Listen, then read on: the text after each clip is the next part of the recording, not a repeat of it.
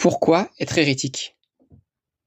Le concept d'hérésie apparaît dans l'Antiquité, à l'heure où l'influence du polythéisme faiblit et où les dogmes monothéistes tentent de s'imposer. Le pouvoir romain, converti au catholicisme, engage alors une bataille cultuelle contre toutes les dissidences religieuses, qui durera des siècles. Ainsi, toute doctrine s'opposant au dogme catholique est affublée du nom d'hérésie.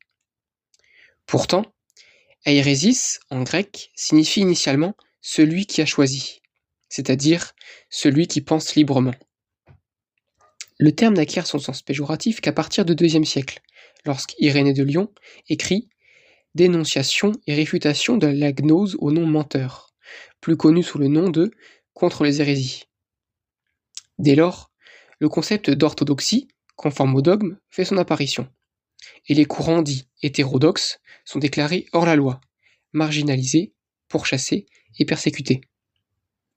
Les juifs, païens et bientôt les sarrasins sont bien sûr de fait hérétiques, mais ce n'est pas ces courants-ci que l'Église dénonce. Au contraire, la majorité des hérétiques sont bien authentiquement chrétiens. Les dissidents judéo-chrétiens d'une part, comme les ariens, s'opposant à la Trinité, et les dissidents pagano-chrétiens d'autre part, comme les marcionites, ayant une lecture dualiste des évangiles. Si l'Église de Rome croit nécessaire le fait de déclarer un courant, une communauté, une personne comme hérétique, c'est bien parce que le pouvoir du discours, le logos, n'a pas suffi à la ramener à la raison, c'est-à-dire à l'orthodoxie. C'est alors un aveu de faiblesse que de dire « nos arguments, tu ne les entends pas ». La force est alors le dernier recours des faibles d'esprit pour s'imposer. Alors pourquoi ? Pourquoi choisir l'hétérodoxie en sachant que tu seras un ennemi à éliminer au-dessus de l'institution catholique romaine? Nous allons voir ici deux exemples qui ont marqué l'histoire et que le discours officiel a oublié de mentionner.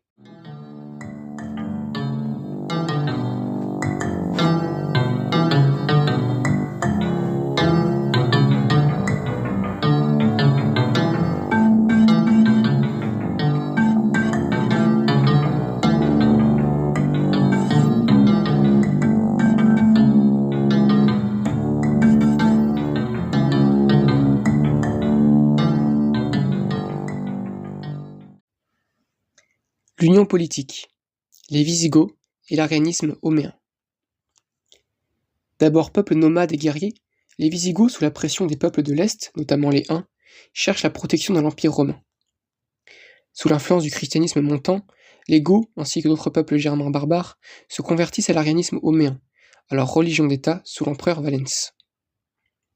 Les Wisigoths créent un fédus, un pacte avec l'Empire, leur permettant de s'établir à la frontière près du Danube, la Gothie danubienne, en dehors de l'Empire en échange de soldats goths. Sous la pression des Huns, qui ont déjà soumis les Ostrogoths et les Alains, les Wisigoths, sous la direction du Fritigern, franchissent le Danube en 376 pour demander asile à l'Empire. Valens, dans un premier temps, accepte, avant de se retourner contre eux, sans attendre les renforts de l'empereur d'Occident. Valens, vaincu, est tué à la bataille d'Andrinople, le 9 août 378. L'armée romaine s'anéantit. Constantinople est ruinée. Les Romains se détournent alors de l'arianisme pour se convertir à la foi nicéenne. Après un nouveau fédus, et bien que le roi wisigoth Alaric Ier fût nommé général de l'armée romaine de Constantinople et maître d'Illyrie, l'administration impériale les méprise. Le massacre du 12 juillet 400 des Wisigoths de Byzance pousse la nation wisigothe à reprendre une longue marche vers l'ouest. En 418, Théodoric Ier, roi élu, fonde le royaume wisigoth de Toulouse. En 439, l'Empire reconnaît les Wisigoths comme peuple autonome dans l'Empire. En parallèle, le roi des Ostrogoths, Théodoric le Grand, est reconnu comme roi d'Italie par l'Empire en 493. Les Wisigoths, en faisant sédentariser, souhaitent garder leur identité de peuple gothique. Afin de se distinguer des Romains nicéens, l'arianisme sera religion d'État des Wisigoths, tout comme les Suèves et les Burgondes.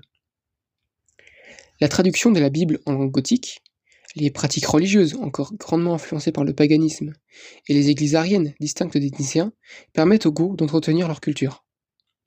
Pour autant, une grande tolérance, voire harmonie, prospère dans le royaume.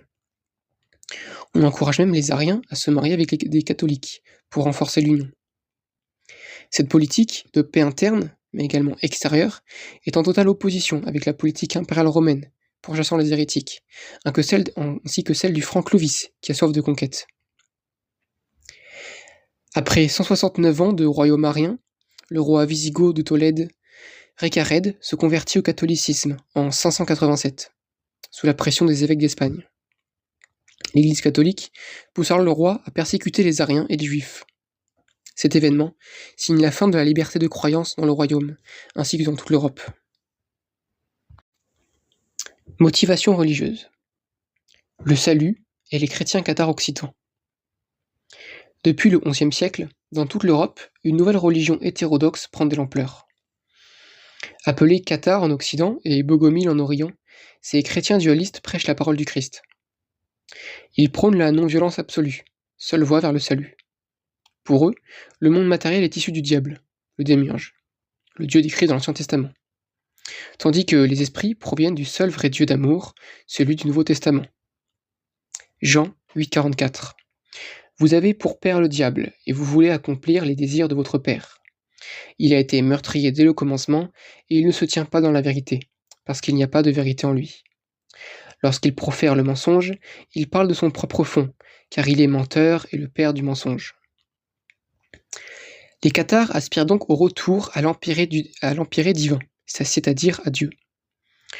Le monde étant violent par nature, le royaume ne peut pas être de ce monde. Le salut passe donc nécessairement par un rejet du monde. Dès le XIIe siècle, dans toute l'Europe, les cathares sont persécutés, notamment en Rhénanie et en Champagne. Or, en Lombardie et en Occitanie, les cathares prospèrent. Les cathares, peu présents en ville, forment des communautés ouvertes sur le monde, dans les petits bourgs ou castrum occident. Ils tiennent des maisons-ateliers et sont très impliqués dans la société. Les croyants accueillant ces bons chrétiens dans leur propre maison pour entendre leurs prêches. Alors, en 1209, le pape Innocent III appelle à la guerre sainte en terre chrétienne. C'est le début de la croisade albigeoise et d'une guerre qui durera 20 ans. Pourtant, malgré la victoire militaire des croisés catholiques français face aux chevaliers faydits occitans, c'est un échec religieux. En 1229, les églises cathares sont toujours aussi vigoureuses. Pire, l'augmentation des croyants a poussé les cathares à créer un 4e évêché. Ce paradoxe est en fait simple à expliquer. Premièrement, la guerre n'est pas efficace contre une hérésie, leçon que les catholiques retiendront pour mettre en place l'Inquisition. Deuxièmement, faire la guerre à des dualistes, c'est renforcer leurs convictions. Jean 15-18. Si le monde vous hait, sachez qu'il m'a haï avant vous. Si vous étiez du monde, le monde aimerait ce qui est à lui. Mais parce que vous n'êtes pas du monde, à cause de cela, le monde vous hait. Matthieu 10-22. Vous serez haïs de tous, à cause de mon nom. Mais celui qui persévérera jusqu'à la fin sera sauvé. Le constat, face à tant de massacres, d'exécutions, de sang versé, est évident. Le mal, c'est l'Église de Rome. L'Église de Dieu, celle des bons chrétiens, c'est celle qui pardonne et qui fuit. En Occitanie, avec l'Inquisition, les catholiques mettront près d'1 siècle à éradiquer la dissidence, avec la mort du dernier bon homme occitan connu, en 1321, Guillaume Bellibaste. Toutefois, des cathares lombards et occitans, réfugiés dans les montagnes piémontaises, sont attestés jusqu'en 1385. Tout comme les cathares et les ariens, l'Église catholique a persécuté de nombreux autres peuples et dissidences religieuses. Nous aurons par exemple l'occasion de parler des Vaudois, ou de l'Église bosniaque. Quoi qu'il en soit, à chaque fois, malgré les persécutions, les 10 hérétiques restaient dignes et fidèles à leur foi. Les motivations sont diverses, selon l'école de pensée, le contexte politique. Mais une chose est sûre, les hérétiques, même persécutés, ont une plus grande liberté de pensée que les persécuteurs contraints par leurs dogmes. Depuis 1209, la croisade contre les hérétiques dits cathares oppose violemment les barons croisés envoyés par le roi de France à l'appel du pape, au comte Raymond de Toulouse et à leurs voisins et vassaux. Nous sommes en 1218. Simon de Montfort, chef des croisés, vient de trouver la mort aux portes de Toulouse, qui s'était opposé à lui. Le cadavre de Simon de Montfort, porté à Carcassonne, est enterré à grand honneur dans l'église Saint-Nazaire. Pour qui peut lire son épitaphe, saint et martyr, ressuscite, hérite de la joie, fleurit avec Dieu, porte la couronne et siège dans son royaume. Et moi, je dis que si un homme, en tuant, en répandant le sang, en causant la perte des âmes, en autorisant les tueries, en suivant les mauvais conseils, en allumant les incendies, en ruinant les barons, en déshonorant honneur, en s'emparant des terres, en soutenant orgueil, en attisant le mal, en étouffant le bien, en massacrant les femmes, en tuant les enfants, peut en ce monde conquérir Jésus-Christ? Alors Montfort a le droit de porter la couronne et de resplendir dans le ciel.